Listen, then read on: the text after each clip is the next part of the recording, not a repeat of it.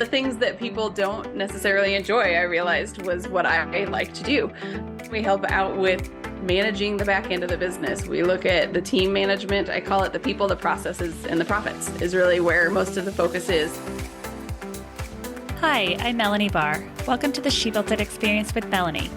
Join me as I talk to women who have successfully built it, a career and business that they love. We dive into the topic of how they built it and talk about everything from having the courage to make career leaps to the details of how to lead effectively, create successful teams, implement strategies for growth, and infuse tech innovation. Magic happens when we focus on the part of ourselves and our business that brings us joy. So let's dive in. Thank you for joining us, Anne. You are the founder of Hilltop Operations and Consulting. What inspired you to start and launch your business, and how are you empowering your clients to better themselves and their businesses? In 2019, I was getting really burnout with what I was doing in the past. I was a rehab manager at a physical therapy clinic. I was getting burnout I had 2 young kids at home and was looking for something that would provide me a little bit more control over my time and how I was spending my days. I took the leap and decided that I was going to start a business. And how are you helping clients today? Yeah, so I work with clients doing operations. So the things that people don't necessarily enjoy, I realized, was what I like to do. We help out with managing the back end of the business. We look at the team management. I call it the people, the processes, and the profits is really where most of the focus is with myself and my team when we're in working with clients. We're looking at how to streamline things. We're looking at how can we make things better, make them easier for clients. And then looking at how things can be repeatable processes so that as they grow and as they bring on team members, that they can continue to expand in what they're doing, how they're serving their clients, and then also allowing the business owner to actually have the freedom that a lot of us dream of when we first start our businesses. Yes, which is so great for clients. Do you think that your previous role in your corporate career, you were doing the things that you're doing now, you just are doing them within your own business and own space? Yeah. When I first got out in the world of entrepreneurship, I did not realize how much I was carrying over. Over the past 4 years, though, it definitely has become more apparent that the things that I did and that I learned in that space, the 15 years that I was managing people, managing processes, is exactly what I did bring over with me and what I continue to do with the clients I serve now. With the constant changing of tech and platforms, it's always good to review workflows. Where do you suggest clients start when reviewing processes and workflows? So that's actually a really good question, because I do find that it can really stall businesses out if they are constantly changing what they're using. So there's a few things that I like to do right off the bat is definitely do some research. Most tech platforms do have trial phases. They have things like that you can do. It's not always the best idea for the business owner to be the one testing it all out, though. If you have team members, have the team members go through some of those trials, play around with it, whether it's a client or a scenario or whatever that tech is that they're testing. Put it in that platform and play around a little bit with it, see the pros and cons, and then really compare. Don't just jump from platform to platform. Take a little bit of time with it. Make sure it really does make the most sense before making that big leap. One of the biggest areas where I see a lot of business owners struggle is with CRMs. And there's so many CRMs that are out there. But if you're constantly changing not only the automations, but if you're also constantly moving all of that information from platform to platform, it can really hinder the growth more than it can help. That's so true. And such good advice to suggest that a team member test something out. Because as a business owner, you think, oh, this is going to be a major change within my business. I need to look at it. But it's great advice to have a team member just test the waters a little bit. Yeah, because a lot of times, especially with a team and with a business that's growing, you have team members that are actually going to be the ones executing in it. So how about they learn it, test it out, see what they think the pros and cons are, and report back to you on that. Great advice. Delegating is so important. And for a lot of entrepreneurs, no matter the size of the business, it can be challenging to delegate. How do you suggest clients stay involved in those areas while delegating? When I first started working with businesses that were trying to learn how to delegate, I had a hard time understanding why they didn't want to give things up. I thought, why don't you want to get these things off your plate? It would make life a lot easier. And I realized that business owners, we tend to be control freaks a little bit. It's our baby and we want to hold on to what we have created. But I've also realized that through effective delegation, we're not necessarily the control freak we think we are. So if we can begin to delegate and begin to get things off of our plate, it can be extremely helpful. One of my big things that I try to focus on is not necessarily the step-by-step. I think there is a time when that is needed, but focusing more on the outcome of what ultimately is the goal. Why am I trying to get this off of my plate? What is the outcome that I want to see completed and done by this team member? And if they can do it potentially better than me, sometimes is the case. If they do it differently than me, as long as the outcome is still being done, that's really the big part of it, more so than the actual, did you do it exactly step 1, step 2, step 3, just like I instructed you to do it? So that's really the big thing. When I first got married, this is not business related, but it definitely impacts the outcome of delegation. When I first got married, I didn't like cleaning, but I had a control freak way that I liked to have things done in our house. My husband came in and started doing things. I very quickly told him that he was doing them wrong. And that didn't necessarily go over so well for me being able to still have him help clean the house. So we came to the conclusion that what I needed to do was I needed to leave the house. And then when I left the house, if I came back and the outcome of the house being clean was still there, it was a lovely thing. It worked much better for our marriage as well. When I'm working with clients that I'm working with, I'm helping walk through what ultimately is the outcome and how can we make it to where other people can be successful doing it, maybe without your micromanagement or oversight with it.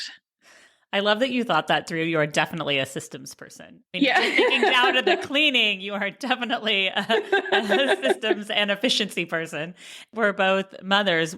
You think of it as a business baby, because it is for all of us entrepreneurs.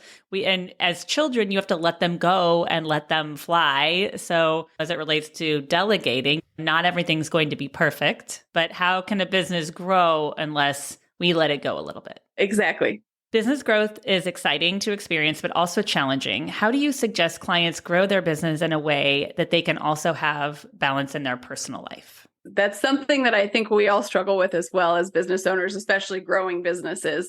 One area that I want to encourage business owners and then also the clients that I work with is encourage them to map out, what does an ideal schedule look like for you and how can we start to work towards that? What boundaries do we need to put in place so that we can help make sure that you are ending your day so that you can potentially go pick up your kids, or you are getting a weekend off, or you can actually step away from the business for a day or two and not have to check your email, not feel obligated to make a quick call or anything like that, but actually put some boundaries in place in the business so that you can have a little bit more of that personal time and business time. In the world of online business, a lot of people tend to work from home too. And so really designating a space where this is where I am working and being able to, if possible, even close a door, lock it, set it aside in the house so that you're not going back in there. That can also help to really give that distinct boundary of work time versus home time, personal time. So true. It's so important to shut the door and leave your phone and just take that downtime, because that brings you back more refreshed. Of course. Yeah, it definitely does. So true, because home and work can cross over a little bit too much. Yeah, definitely. The benefit of technology is that it is readily available to us all the time. You can work remotely. You can and work. We're upset when it's not. Yeah, I know. Where's my Wi-Fi connection? But so there is a benefit to that technology, but it is also very important for you to be able to have a life outside of work for your own well-being, for your personal mental capacity to be able to step away. We actually, over the summer, went camping, and there were a few spots where there was like zero cell reception, zero Wi-Fi, zero anything. And it's refreshing to know that, you know what, the world still goes on. The world turns. I'm okay out here. And then the time comes that I need to go back to work, go back to the business, go back to whatever. It'll still be there for me. It's not that it's going away. It's just that I actually get to enjoy a little bit of time away from the business. As you should, and as we all should. We did a cruise to Alaska, and they said, oh, there's Wi-Fi. And it was a week, which I was a little nervous about. And they say, oh, there's Wi-Fi. There is no Wi-Fi. And the first day you're a little nervous. And by the second or third day, you're so relaxed. And then you're realizing I should be more relaxed like this more often. And to your point, you come back so much more ready to invest in what you're doing. Yeah, I had a client that took a trip. She was gone for 4 weeks to Europe. And they had the capacity for potentially having some connection to the technology, but she made it a point that she didn't want to have that connection. And so when she came back, she, again, exactly like you said, was so refreshed. She realized that she was holding on to more than she needed to because there were things that could continue to happen even without her being directly involved in them.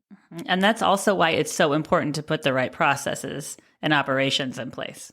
The right people in place, the right processes in place definitely help make that happen a lot more effectively for you and with a lot less stress as the business owner working through it all. Yeah.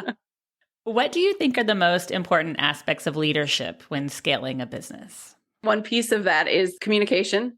One piece of it also is being able to be open to other people's perspectives and other people's ideas and know that you aren't necessarily the one that's going to have all of the ideas.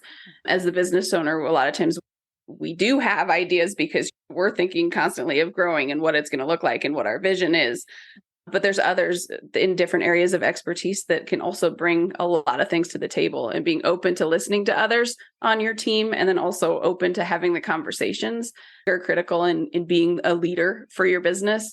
There's also an element of wanting to mentor others and wanting to see your team be successful as you are growing your business, and not necessarily trying to hold on to all aspects, being open to mentor them, helping them grow and helping them reach their max potential, both in your business and also personally for your team members as well. It's so true. It builds sustainable company cultures, and team members want to be in an environment where their ideas are heard and implemented. Yeah, definitely. Entrepreneurs usually have many ideas, which is one of the things that make them great innovators.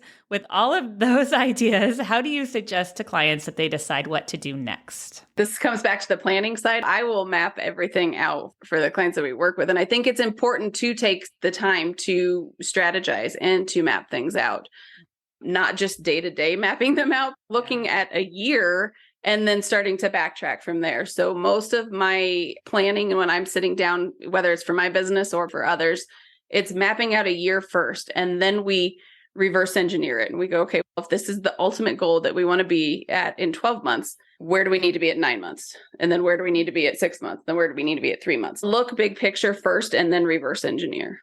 And it's so great that you start with that end goal in mind, because so often there's things we want to do, but we don't always start at the end. We might start at the beginning and set those goals, but we don't always start with the end in mind. Also, it's really important to know that it's okay to put things on a parking lot list. I know I want to do this, but it may not make sense in the next 12 months. It might be the next 3 years. And have that list. Don't ignore it and don't avoid putting stuff down because it's not going to happen in a year. But have that list, because you never know when something's going to just start to exponentially move. And you want to be ready for, oh, I had this idea. Does this still fit with my vision? Does it not fit with my vision? If it still fits with your vision, jump in and start planning. Just because it's on that parking lot list doesn't mean it has to always be on the parking lot list. So true. I always think, even for myself, if not right now, it doesn't mean never. Exactly. Magic happens when we focus on the part of ourselves and our business that brings us joy. What is one way that you make sure to find and live your joy?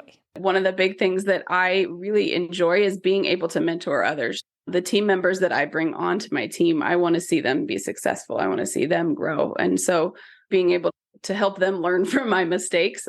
And then also some of them are contractors. So as they're growing their business, it's helping them learn from my mistakes.